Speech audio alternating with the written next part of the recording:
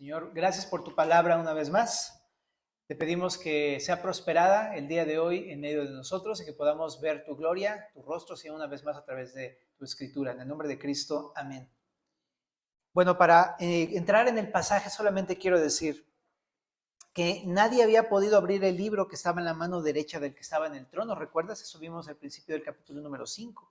Entonces un ángel preguntaba, ¿quién es digno de abrir el libro y desatar sus sellos? Pero no había nadie, y Juan lloraba por esto. Pero un anciano, que yo creo que es Pedro, ahorita te lo voy a decir por qué, le dijo que alguien había vencido, que era el león de la tribu de Judá, era la raíz de David. Y de pronto, en medio del trono había un cordero como inmolado y tomó el libro. Eso es lo que vimos en el capítulo número 5, del 1 al 7. Y dice el verso número 8. Y cuando hubo tomado el libro, los 4 seres vivientes y los 24 ancianos se postraron delante del Cordero. Entonces, lo primero que vemos aquí es que hay una respuesta ante el hecho de que el Cordero, que dijimos que es ¿quién? Jesucristo, haya tomado el libro. ¿Cuál fue la respuesta? Que los 4 seres vivientes y los 24 ancianos se postran delante del Cordero. Entonces, para comenzar, esta palabra postrarse significa caer al piso, pero es un acto de adoración. Pero lo interesante es que tanto se le rinde adoración a Dios, el que está sentado en el trono, como también se le rinde adoración al Cordero que recibe el rollo de la mano del que está sentado en el trono. Y se le rinde adoración como a Dios. Muchos de los himnos, de hecho, del primer siglo, están hechos exaltando la divinidad de Jesús, que Jesús es Dios. Y en este caso también no hay nadie debajo del cielo a quien se le honre adoración, ni tampoco en el cielo, solamente al Señor. Y aquí vemos al Cordero siendo adorado como Dios. Ok, entonces, pero vemos entonces esto, se postran en adoración ante el Cordero. Entonces, nada más entre paréntesis, si te queda alguna duda de quién es Jesús. ¿No? Jesús es Dios hecho carne, Jesús es la divinidad, es Dios el Hijo, no es inferior a Dios, es la misma autoridad de Dios, la misma esencia de Dios el Padre, es Dios el Hijo, ¿no? Y aquí se le rinde adoración como a Dios. Entonces, todo este pasaje que vamos a leer es la respuesta de los 24 ancianos, de los 4 seres vivientes y otras secciones más que vamos a ver más adelante, pero habla de la adoración a Cristo. Ok, pero dice aquí en el verso número 8 que se postraron delante del Cordero y todos tenían arpas y copas de oro llenas de incienso, que son las que dice oraciones de los santos. Primero entonces dice que tienen arpas. En la Biblia un arpa o los instrumentos de cuerdas eran usados como acompañamiento para los cantos o los salmos. Por ejemplo, el Salmo número 33 habla de instrumentos de cuerdas que eran usados para este fin. Dice el Salmo 33, verso número 1. Alegraos, oh justos, en Jehová, en los íntegros es hermosa la alabanza. Aclamad a Jehová con arpa, cantadle con salterio y decacordio, cantadle cántico nuevo, hacedlo bien, tañendo con júbilo. Entonces, estos seres vivientes y estos cuatro seres vivientes y 24 ancianos tenían estas arpas, porque estaban dirigiendo la alabanza, estaban acompañando cantos. Ahorita más adelante vamos a ver la letra de un cántico que le estaban cantando al Cordero. Pero también dice aquí en el verso 8 que tenían copas de oro llenas de incienso, que son las oraciones de los santos. En Éxodo, cuando estuvimos estudiando este libro, vimos que el incienso era un compuesto de resinas, al cual también se le podría agregar sal para que despidiera humo de mayor cantidad, pero era usado en la adoración al Señor dentro del tabernáculo o dentro del templo. Este incienso se ofrecía sobre un altar llamado el altar del incienso, y cuando se encendía todo el tabernáculo y todo el templo se llenaba del humo de este incienso. E incluso algo característico del incienso es que entraba hasta el lugar santísimo, que era donde estaba el arca del pacto, el lugar donde la presencia de Dios descendía entre el pueblo. Entonces ese incienso tenía esa cualidad, llegar hasta la presencia de Dios. Por esto, el incienso más adelante se convirtió en una señal de hechos terrenales de devoción que ascendían al lugar de la habitación celestial. O sea, es semejante a la oración, la cual también llega hasta la presencia de Dios. Se elevaba, digámoslo así, al cielo, como se eleva el humo hacia el cielo. Entonces, de la misma manera se comparaba la oración. Por eso aquí dice que las copas de oro llenas de incienso representaban las oraciones de los santos. En el Salmo 141, en el verso número 1, también el salmista compara a la oración con el incienso. Entonces, el Salmo 141 dice así: Jehová, a ti he clamado, apresúrate a mí, escucha mi voz cuando te invocare, suba mi oración delante de ti como el incienso, el don de mis manos como la ofrenda de la tarde. Lo puedes apreciar, ¿no? Las oraciones son como este incienso, en el sentido de que llegan hasta la presencia del Señor. Y lo que significan las copas con incienso dice que son las oraciones que han hecho los santos durante toda su vida, ¿no? Durante toda la historia, pidiendo cosas como las siguientes: Señor, ven, vuelve pronto. Señor, ven a reinar. Señor, culmina tu obra, haz justicia, haz venganza de tus escogidos. ¿Cuántas veces no hemos orado por cosas así, verdad, familia? Pero en esta sección de Apocalipsis, por fin, es como si estas oraciones que hemos hecho durante toda la historia, por fin llegan ante la presencia de Dios para ser respondidas. Y es así porque en Apocalipsis 4 en adelante hasta el 22, vemos cómo Dios ya ha hecho, ahora sí que le dio clic a la pausa celestial para continuar con lo que tenía planeado desde antes: su regreso, su reinado, la instauración de su reino aquí en la tierra y también la redención de todos sus santos. Así es que es una manera de decir que Dios ha respondido las oraciones, ¿verdad? No sé, a mí me encanta la idea de estar orando: Señor, ven, pero no lo veo el día de hoy. Pero a través de este pasaje podemos entender, pero un día va a pasar. Y un día todas estas oraciones que hemos hecho, ¿no? Derramando nuestro clamor, nuestra angustia delante del Señor, va a responderlas. Y así va a suceder, como lo vemos aquí en el capítulo 5. Ahora dice que estas oraciones eran las oraciones de los santos.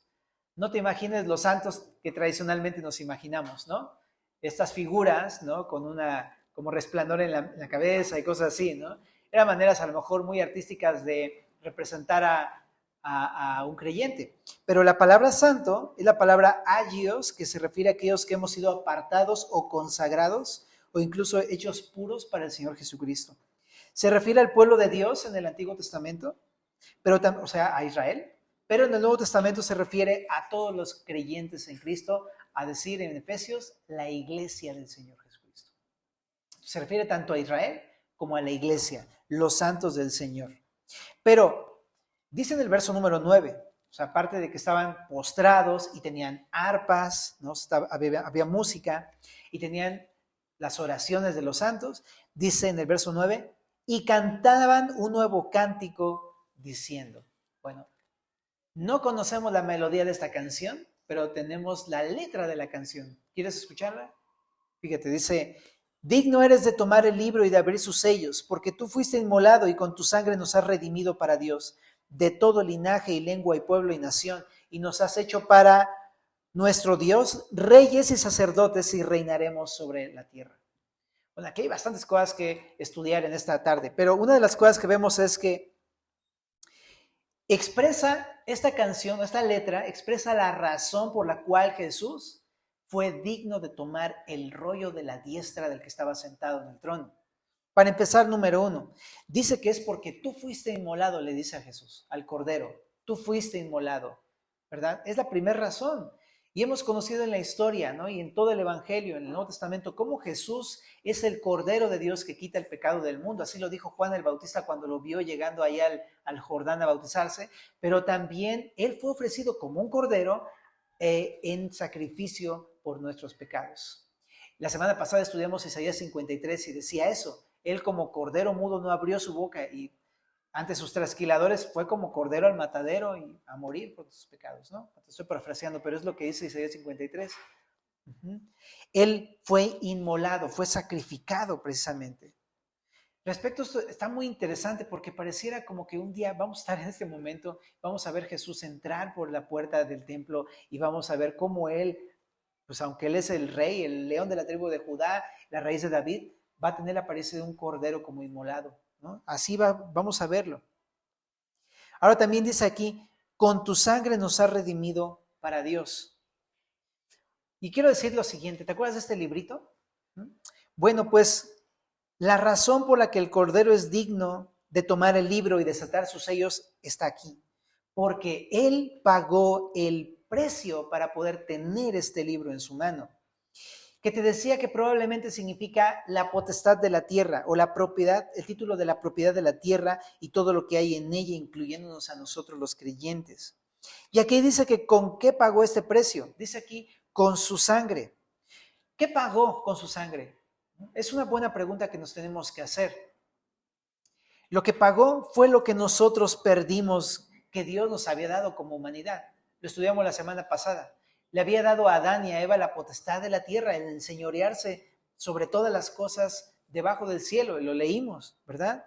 Pero lo perdió ¿a causa de qué? A causa del pecado. El pecado, eso fue lo que cometió Adán y Eva, y junto con Adán todos pecamos. Y exactamente ese pecado fue tan grande que no había otra manera de poder pagarlo sino con el sacrificio mismo de Jesús. ¿Por qué? Porque el pecado produce muerte. Eso es una ley que Dios ha establecido. El pecado produce muerte. Entonces, nada más de entrada quiero decirte que no pienses que el pecado es poca cosa, ni podamos minimizar el pecado, porque el pecado siempre produce la muerte en cualquiera de sus versiones. Siempre. Por ejemplo, en Génesis, que fue la primera vez que se pecó en la historia. Génesis 2:17, Dios le dijo a Adán, el día que comas del árbol del bien y del mal, ciertamente morirás. Y es algo que pasó porque comieron del árbol y murieron. No solamente físicamente, también murieron espiritualmente, que significa fueron apartados de Dios. En Romanos 6:23 dice que la paga del pecado es muerte. Siempre el pecado produce muerte. Por eso tenía que venir Jesús para pagar esa condena. Y eso fue lo que hizo Jesús al entregar su cuerpo y derramar su sangre. Pagar esa condena de la muerte eterna, esa separación que había con Dios. Y está súper interesante este pasaje porque no fue con cualquier sangre. Le dice aquí, es con tu sangre, le dicen los ancianos. Es con tu sangre, con su propia sangre.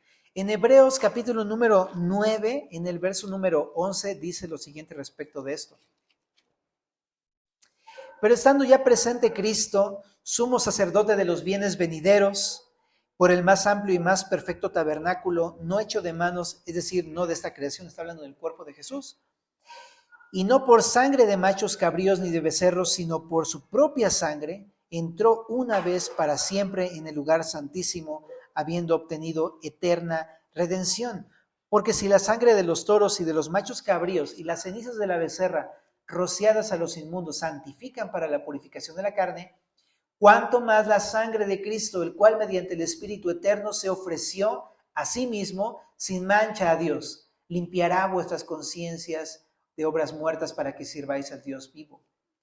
Así que por eso es mediador de un nuevo pacto, para que, interviniendo la muerte para la remisión de las transgresiones que había bajo el primer pacto, los llamados reciban la promesa de la herencia eterna. De manera sencilla, este pasaje de lo que está hablando es que en el antiguo pacto, cuando alguien pecaba, tenía que hacer un sacrificio porque la paga del pecado es muerte, punto. El que peque morirá, esa es la ley. Pero para que no murieras, tenías que traer un sacrificio, un animalito. Y Dios veía ese sacrificio temporalmente y lo aceptaba. Y cuando tú pecabas, traías el cordero o traías algún otro tipo de animal, lo sacrificabas y había digamos, un perdón temporal. Pero cuando llegó Jesús, el Cordero de Dios, el sacrificio mismo de Dios, Él no acabó con un pecado. Él acabó con el pecado por completo. Es lo que está diciendo. Y ese sacrificio es mucho más excelente que un animal, que un toro, que un becerro, que un cordero. Ese es el Cordero de Dios, que quita el pecado completo del mundo. Y ese sacrificio le valió a Jesús el título de intercesor, intermediario, mediador. Por eso es que se le llama así a Jesús, porque Él entregó su cuerpo para que nosotros no sufriéramos la muerte eterna. Ahora, a través de este pago con su sangre, regresando a Apocalipsis 5:9, dice que Él nos redimió. Con tu sangre nos has redimido, dice el texto. Este concepto de redención es demasiado hermoso y demasiado amplio. Esta palabra redimió es la palabra agorazo, ¿no? Bueno, y tú dices, ¿what? Agorazo, pues no. Pues bueno, te voy a explicar un poquito. La ágora o agora era el mercado de aquella época. Cuando tú ibas a comprar algo en mercado, decías, voy a agorazo, voy a comprar algo en mercado. Y la idea es que tú dabas algo y cuando le pagabas, entonces te daban te remitían el artículo. O sea, tú lo comprabas y ahora era libre para que te perteneciera a ti y lo podías llevar y usar. Es como cuando vas a la ferretería y, oiga, por favor, 2 tornillos, 2 tuercas y un clavo y un martillo. ¿Cuánto es? No, pues tanto. Aquí está su nota de reemisión. Ya está liberado, lléveselo, ¿verdad? Pasa de ser de propiedad del tlapalero a la propiedad del que lo va a usar, ¿verdad? Igual, cuando habla aquí de que con su sangre nos redimió, habla de que con su sangre nos rescató de una esclavitud en la que estábamos para ahora pertenecerle a un nuevo dueño. Esta palabra agorazo, por eso también se puede traducir como comprar o rescatar, o chécate esa traducción, sacar de la esclavitud mediante precio. Eso es lo que hizo Jesús con su sangre. Pero la idea de la redención no es comprar algo para dejarlo en libertad, no es como que compras una paloma en la plaza y de repente ya la compré, sé feliz, ¿no? Y haz lo que quieras. No, no, no es así. El concepto de redención en la Biblia es te compra, pero para que ahora le pertenezcas a un nuevo dueño. Pero hay que hacernos 2 preguntas respecto de esto, de este concepto de redención. ¿Por qué teníamos que ser redimidos? ¿De qué? Pues en la Biblia claramente nos habla que nos tenía que redimir de 2 cosas. Número 1, del pecado. En Juan 8:34, Jesús dice las siguientes palabras.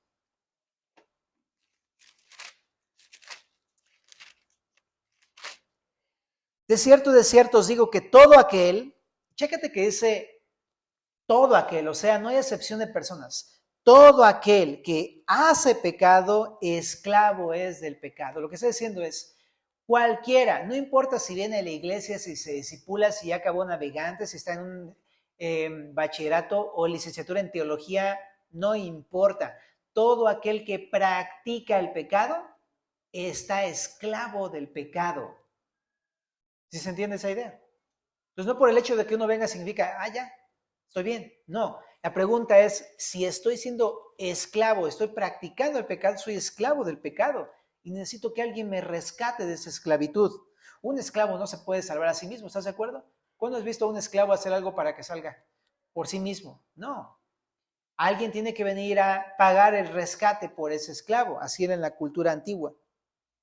Rezando a Juan 8:35 dice, y el esclavo no queda en la casa para siempre, el hijo sí queda para siempre. Así que si el hijo os libertare, seréis verdaderamente libres. Está muy interesante porque lo que dice es, si alguien practica el pecado o es esclavo del pecado, no pertenece a la familia de Dios. Los que sí pertenecen son los hijos, los que son hijos legítimos, los que han sido libertados, pero los que siguen esclavizados no son parte de la familia de Dios porque practican el pecado, porque son esclavos del pecado, aún no han sido redimidos. Por eso necesitamos ser redimidos, familia. Que alguien, que es Jesús, venga y pague por nosotros ese rescate. ¿Cuándo ocurrió eso? Hace 2000 años. Hace 2000 años en la cruz fue cuando Jesús mismo se hizo carne y vino y murió en nuestro lugar y con su sangre nos redimió. En ese sacrificio en la cruz fue cuando nos redimió. Pero se hace efectivo en nuestras vidas 2000 años después, en el momento en el que tú y yo creemos en Jesús. Si no le hemos entregado a Jesús nuestra confianza completa, entonces no hemos sido redimidos aún. El día de hoy necesitamos entonces pensar muy seriamente si le hemos entregado nuestra confianza a Jesús, porque de eso depende nuestra libertad. Y dice, sí, y el que no ha sido, el que está esclavo, no está en la casa. No puedes estar en la presencia del Señor ni tener la esperanza de la resurrección si estás practicando el pecado. Pregunta, ¿estás practicando el pecado? Porque si estás en la práctica del pecado, o lo que llamamos también vivir en pecado, necesitas ser rescatado. No eres parte de la familia del Señor, necesitas la salvación y el perdón de Dios. Es lo que está mostrando aquí este pasaje. Pero me gusta porque también dice, pero si el Hijo os libertare, seréis verdaderamente libres. El único que puede darte libertad es Jesús. Ni los mejores esfuerzos pueden hacerlo. Jesús es el único que puede libertarnos. Así es que si Él nos liberta, seremos verdaderamente libres. Hay muchas cosas que te prometen libertad que realmente no es libertad. Hay asociaciones, ¿no? Diversas. Asociaciones que te promueven la libertad del alcoholismo, de las drogas, de la neurosis y demás, ¿no?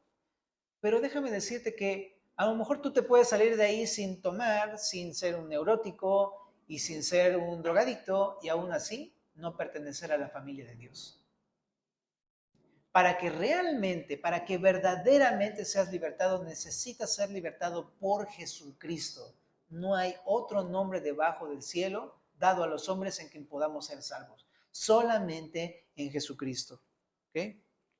Ahora, también otra cosa bien importante que vemos aquí. Necesitamos ser redimidos porque estamos esclavos del pecado, ¿verdad? Pero no solamente del pecado. En primera de Juan, capítulo 3, verso número 8, hay algo todavía poco más feo. Dice así: el que practica el pecado es del diablo. Primera de Juan 3:8. El que practica el pecado es del diablo o le pertenece al diablo. De repente una persona pensaría, pues yo practico el pecado, pero no soy del diablo, ¿no? Yo amo a Dios y pues quiero ir a la iglesia y que Dios me vaya restaurando, ok. Pero sabes, mientras no le entregues tu confianza a Jesús, sigues perteneciéndole al diablo. Y nadie puede tener el poder para libertarte del poder del diablo más que Jesucristo. Él es el único que puede hacerlo. Dice aquí en el verso 8, el diablo peca desde el principio. Para esto apareció el Hijo de Dios, para deshacer las obras del diablo. Qué esperanzador. Porque aunque el diablo nos ha comprado, no porque Dios nos haya vendido al diablo, sino porque nosotros nos postramos ante el diablo al pecar, el Hijo de Dios, que es Jesucristo, vino para deshacer esa obra, ¿no? El diablo nos vino a quitar la libertad, nos esclavizó, pero Jesús vino a darnos libertad y vida eterna. Es lo que vino a hacer Jesús. Por eso en el verso 9 también dice, todo aquel que es nacido de Dios no practica el pecado porque la simiente de Dios permanece en él y no puede pecar porque es nacido de Dios. Un cristiano a lo mejor falla una vez, dos veces, se va equivocando varias veces, pero un día va a decir, sabes que ya, me di cuenta, no, está bien, y va a venir constantemente a rendir cuentas, a arrepentirse porque Cristo, que es la simiente de Dios, habita en él. No lo va a dejar pecar, no lo va a dejar practicar el pecado, me refiero. No lo va a dejar vivir en pecado. Pero si vive en pecado, entonces no habita dentro de la simiente de Dios. Pero aquí dice, entonces, todo aquel que es de Dios no practica el pecado. Familia, ¿hay alguien aquí nacido de Dios? ¿Sí? Entonces no practiquemos el pecado, ¿verdad? Es algo muy sencillo de entender. Pero para eso vino Jesús, para ayudarnos a vencer lo que nosotros no podemos vencer. La carne y el pecado y el diablo. Ajá. Pues entonces, ¿necesitamos ser redimidos? Claro que sí, pues por supuesto que necesitamos ser redimidos del pecado y del diablo, por supuesto que sí, ¿verdad? Ahora, dice ahí que nos redimió, ¿para quién? Para Dios. En Apocalipsis 5:9 dice, nos redimió para Dios. Entonces la idea es de dejar de pertenecerle al diablo y al pecado para pertenecerle a Dios. Es la idea. No es nada más hacer lo que yo quiera, sino ahora es servirle y dedicar mi vida y ser esclavo, pero de Cristo y de Dios. También en 1 Corintios 7:22, nada más por citártelo, apúntalo por favor, pero ahí también habla de que todos los que hemos confiado en Cristo ahora le pertenecemos a Cristo, ¿verdad? Entonces, solamente apúntalo, 1 Corintios 7:22. Pero entonces ahora somos de Dios y de Cristo al creer en Cristo. Le pertenecemos a Él porque nos redimió, le pertenecemos. Y me encanta porque dice, ¿y cuál es la ágora o el lugar de donde nos compró? En el verso 9 dice, nos compró de todo linaje y lengua y pueblo y nación. De todo linaje y lengua y pueblo y nación. No solo del linaje de Abraham o de David como los judíos, sino de todo linaje. No solo de la lengua hebrea o yiddish el día de hoy, no esta mezcla ahí del hebreo, sino de toda lengua, no solamente del pueblo judío, sino de todos los pueblos, no solamente de la nación de Israel, sino de todas las naciones. Es decir, la agorá o el lugar donde nos compró el Señor a todos los redimidos fue de todo el mundo. El apóstol Pablo identifica a todos los redimidos para Dios como un grupo muy especial. ¿Quieres saber cuál? Bueno, pues en Primera de Pedro, capítulo número 2, dice así: mas vosotros sois linaje escogido. Es capítulo 2, verso 9, Primera de Pedro 2, 9. Mas vosotros sois linaje escogido, real sacerdocio, nación santa, pueblo adquirido por Dios. Ahora, chécate, estas palabras no se las está diciendo meramente a los judíos. Le está diciendo estas palabras a la iglesia dispersada en Asia. A todos los redimidos, a todos los que hemos confiado en Cristo. Entonces, por lo tanto, Pedro identifica a los redimidos de Apocalipsis, ¿no? Lo haría así, como la iglesia. Eso es lo que podemos observar acá. Ahora, dato importante, aquí no dice explícitamente que la iglesia está adorando al Señor en Apocalipsis número 5, pero por eso dice, con tu sangre nos has redimido.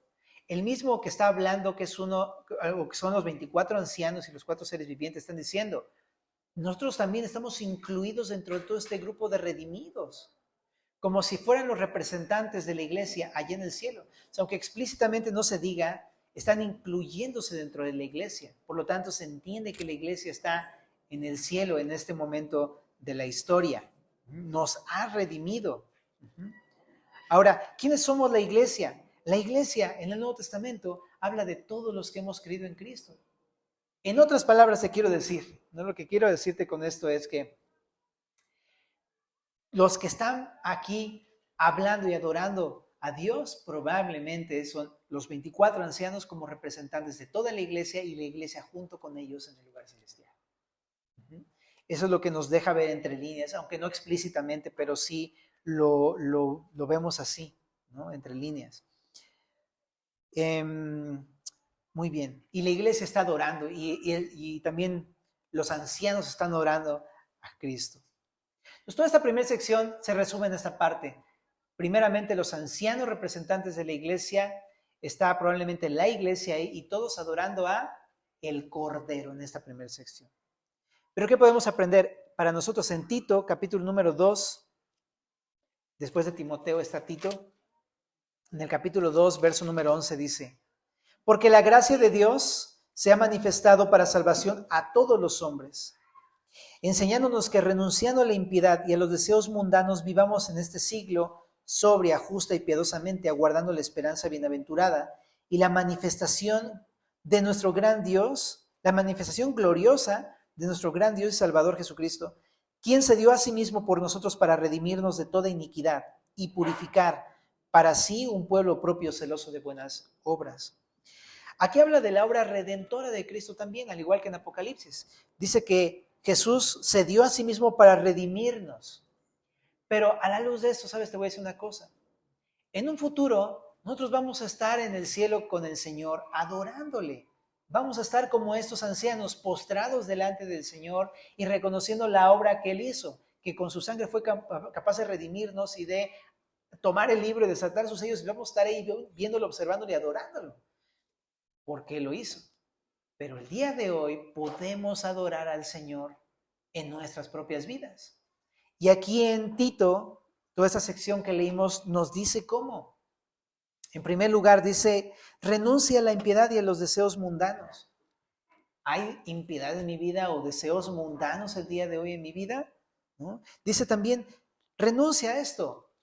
Entonces, si hemos de adorar a Dios el día de hoy, debería ser así, renunciando a estas cosas carnales y pecaminosas en nosotros.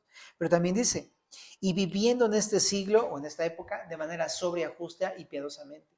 Sobria es lo contrario a alguien que está como ebrio, ¿no? Un ebrio no se da cuenta de muchas cosas, ¿no? Está distraído. Una persona ebria no está totalmente cuerda, no entiende muchas cosas, no se puede controlar, etcétera, etcétera, etcétera. Bueno, pues espiritualmente puede pasar lo mismo. Una persona que no es sobria es una persona que no tiene control sobre sí misma, es una persona que está dormida espiritualmente, es una persona que se ha mezclado con el mundo, que está dormida espiritualmente, ¿no? Que está, pues, deleitándose de lo que el mundo le ofrece, ¿no? Pero dice aquí, no vives de esa manera, no estés dormido, despierta, vives sobrio, ¿no? Como alguien que está alerta, como cuando tomas 2 o 3 cafés seguidos. Y estás así, pero súper despierto, ¿no? Exactamente, a lo mejor por eso estás así ahorita, ¿no? ¿Sí? Pero alertas, es lo que dice, mantente alerta el día de hoy, no mezclándote con el mundo, ¿no? Eso significa sobrio. Pero también justo significa, pues, de acuerdo a la justicia de Dios, o sea, la palabra de Dios, y piadosamente, ¿no? Buscando a Dios. Y también dice en el verso 13, guardando la esperanza bienaventurada en la manifestación gloriosa de nuestro Señor Jesucristo. Lo que está diciendo es, no dejes de esperar el regreso de Cristo. ¿Sabes? Esto que estamos leyendo en Apocalipsis va a venir. Va a venir, y así que lo estamos leyendo como que va a suceder en el futuro, pero me encanta la idea de pensar que un día vamos a estar ahí y vamos a ver cómo el Cordero de pronto entra por la puerta del templo, toma el libro de la mano derecha de Dios y empieza a desatar los sellos, a abrirlos y empieza a reinar en el trono celestial. Y vamos a estar ahí para ver ese suceso. Es grandioso. Pero lo que dice aquí entonces Tito es, pero mantente esperando este momento. Es lo que nos enseña. Sí, o sea, una manera de adorarlo es a través de guardar la esperanza de que el Señor se va a manifestar en un momento de nuestras vidas. No sabemos si puede ser hoy o en la semana o el siguiente año, pero puede pasar en cualquier momento, ¿no? En el verso 14 también lo que nos dice es que Él nos redimió, y es algo que también ha ocurrido en nuestras vidas, así como en la vida de los 24 ancianos y de la iglesia. En nuestras vidas ha pasado eso. En el momento que creímos en Cristo nos redimió, Él nos rescató de la esclavitud del pecado y del diablo para que ahora podamos ser su propio pueblo. Le pertenecemos. Entonces, ¿cómo debemos vivir? Como su pueblo, completamente en contraste con el mundo, con un pueblo que no es de Dios. De esa manera. Dice aquí, celoso de buenas obras. Al menos creo que nos invita a 2 cosas. Ser un contraste con el pueblo que no conoce a Dios. Y también celosos de buenas obras. Significa que en vez de estar celosos de estar o ávidos de estar queriendo practicar lo malo, más bien estar deseosos de ver las oportunidades para poder hacer lo bueno delante de Dios en este mundo. Entonces, eso es algo que podemos, pues, meditar en toda esa sección. Nos redimió para eso, para ser suyos. Regresando a Apocalipsis capítulo 5, verso número 10, dice así. Entonces son los 24 ancianos, los 4 seres vivientes, ¿no? Que también se incluyen dentro del conjunto de la iglesia, que están adorando a Cristo, y dicen, ¿nos has hecho para nuestro Dios reyes y sacerdotes y reinaremos sobre la tierra? Entonces, esto se lo había dicho ya al pueblo de Israel en Éxodo 19, en el verso número 6. Chécate, antes de que le diera los 10 mandamientos a Israel, le dijo, vosotros me seréis un reino de sacerdotes y de gente santa. Éxodo 19, 6. Pero en esta porción de Apocalipsis extiende esta invitación a la iglesia. La iglesia misma le dice, y nosotros también nos redimiste para ser reyes y sacerdotes, al igual que el pueblo de Israel, también a nosotros nos has llamado a eso el día de hoy. Entonces creo que es algo que tenemos que meditar también nosotros. El Señor nos redimió para ser reyes y sacerdotes, familia. Es algo que vemos aquí en esta porción. Reyes habla de gobernantes. Ya desde Daniel capítulo 7, versos 18, 22 y 29, que lo leímos la semana pasada, ya habíamos avanzado, ya habíamos visto que Daniel anunció que aunque el diablo tenía el poder sobre este mundo y vendría el Mesías, se lo quitaría y se lo daría a sus santos, hablando de la iglesia. Y en este momento, precisamente es donde en Apocalipsis 5 se anuncia que ha llegado ese momento, en el que por fin el Señor Jesucristo le quita el imperio al diablo, toma el rollo del libro, y más adelante en Apocalipsis 20, verso número 4, se lo va a dar a sus santos. Chécate lo que dice capítulo 20, verso número 4. Apocalipsis 24 dice, y vi tronos, y se sentaron sobre ellos los que recibieron facultad de juzgar. En Apocalipsis 5 se anuncia que el Mesías venció, que tiene el poder y que lo va a entregar a sus santos, la iglesia. En Apocalipsis 24 ahí es donde por fin los santos de la iglesia reciben el reino y se sientan en los tronos. Son los dos sucesos que podemos ver acá. Pero ahora, déjame decirte algo. No es hasta Apocalipsis 20 que son sentados en los tronos, ¿ok? Todavía no recibimos los títulos. Pero te lo quiero decir porque luego siempre hay esta doctrina de, hey, somos hijos del rey y por eso nos merecemos lo mejor, ¿no? Y queremos que todos nos sirvan. Pero déjame decirte que todavía no estamos en el trono, ¿eh? El que está en el trono es el Señor. Y un día nos va a permitir compartir su reinado, pero no es hoy, ¿no? Y la manera en cómo Él ve la autoridad es muy distinta a la manera en cómo vemos la autoridad en el mundo el día de hoy. El día de hoy es para enseñorearse como las demás naciones. Pero dice Jesús, pero no va a ser así entre vosotros. El que quiera ser mayor entre vosotros deberá ser vuestro siervo. El siervo de todos, de hecho, dice. Así es que la manera en cómo podemos empezar a ser reyes, mi querida familia, es poniéndonos la toalla y sirviendo a los demás. Esa es la manera en cómo podemos comenzar. Y cómo ser, y también hay otra parte, porque dice que nos hizo reyes y sacerdotes. Al igual que en Éxodo, habla de la labor de servicio a Dios. Es lo que hacía un sacerdote, le servía en el tabernáculo y en el templo, y también intercedía ante Dios por el pueblo. Y es lo que prácticamente nos toca hacer a nosotros el día de hoy como creyentes. Nos toca interceder por las personas, ¿no? Yo no sé si te has puesto a pensar en tomar muy en serio tu papel de sacerdote el día de hoy.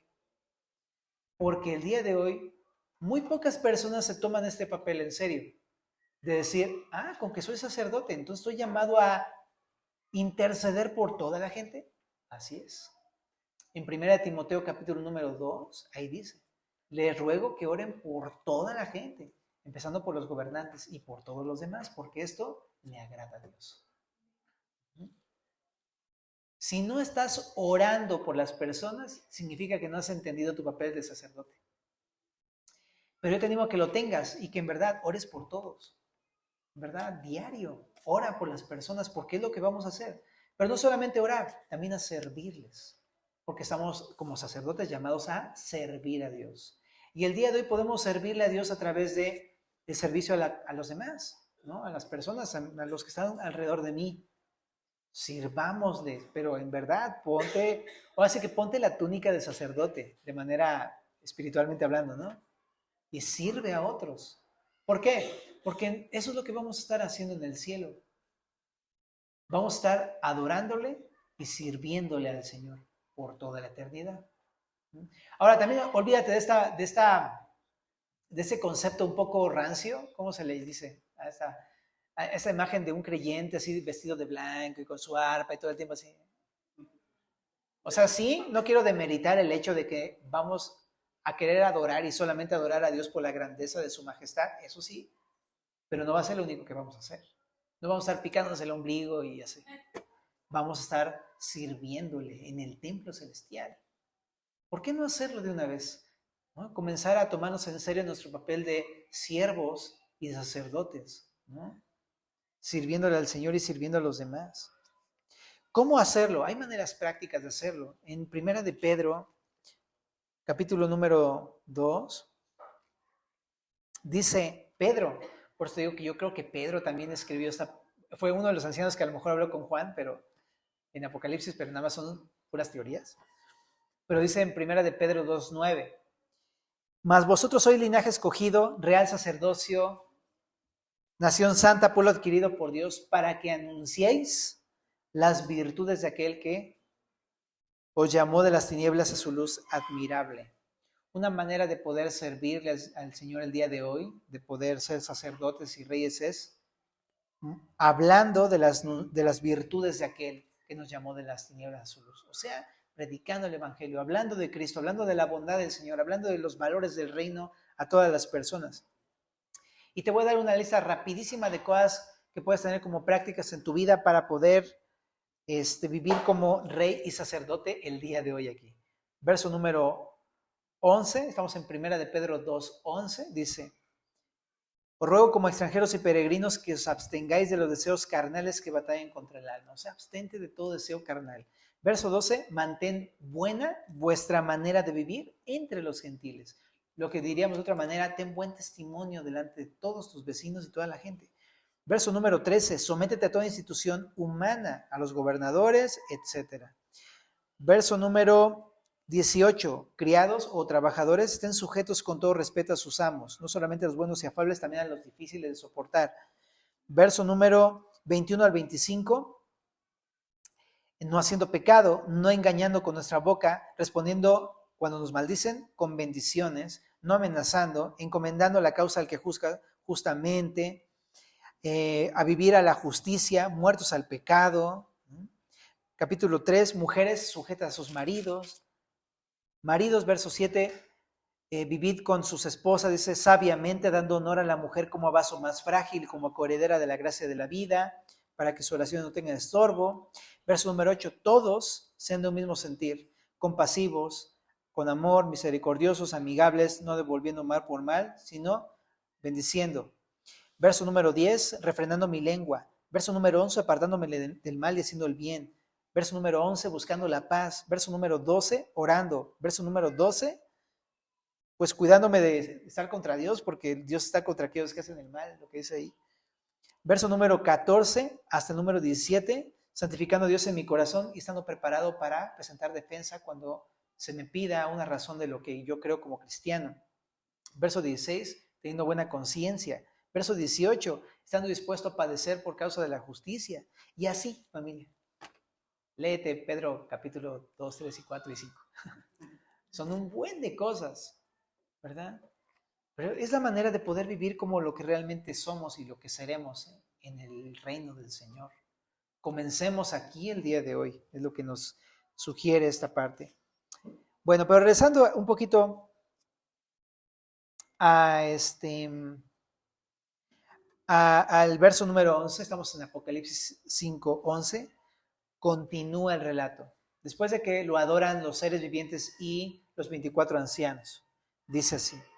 Y miré y oí la voz de muchos ángeles alrededor del trono y de los seres vivientes y de los ancianos, y su número era millones de millones, que decían a gran voz, el Cordero que fue inmolado es digno de tomar el poder, las riquezas, la sabiduría, la fortaleza, la honra, la gloria y la alabanza.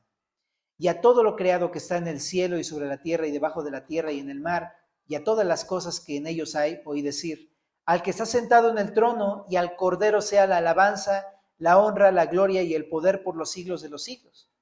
Los 4 seres vivientes decían, amén. Y los 24 ancianos se postraron sobre sus rostros y adoraron al que vive por los siglos de los siglos. Al final de esta sección lo que vemos es 3 grupos de seres que se postran a adorar al Señor. Aparte de los 24 ancianos y de los 4 seres vivientes, aparecen el grupo de los ángeles, que aquí dice que eran millones de millones. Chécate que no dice que la iglesia era millones de millones, dice que los ángeles eran millones de millones. También esta idea aparece en Daniel 7:10, donde dice que los ángeles, que los millones de millones le asistían o le servían. Es parecido a lo que en Mateo 4:11 vemos con Jesús cuando está en el desierto siendo tentado por el diablo. Después de que soportó la tentación, el diablo se fue y los ángeles le servían. Bueno, eso también hace referencia aquí, dice que había millones de ángeles que le servían. Ojo, no está diciendo que por esto no esté la iglesia ahí, ¿ok? No significa eso. Puede estar ahí, pero también aparte había millones de ángeles, ¿ok? Bueno, y pues lo que siempre nos preguntamos, pues si hay tantos ángeles que le adoran, pues realmente no necesita de mí, ¿no? Pero ahorita vamos a ver un punto de eso. Pero aquí le adoran, ¿por qué? Yo creo que le adoran por algo muy importante que ellos han visto. Un ángel es superior al ser humano, es lo que nos habla la Biblia en Hebreos, capítulo número 1, ¿no? Que ha sido creado mucho más que un hombre, que un ser humano. Pero los mismos ángeles, con todo y ser más poderosos que un ser humano, ¿no? Tienen más gloria que un ser humano, se asombran de la obra de Dios, de cómo es posible que a nosotros que somos polvo nos ha redimido con lo más precioso que tiene, que es su propia sangre.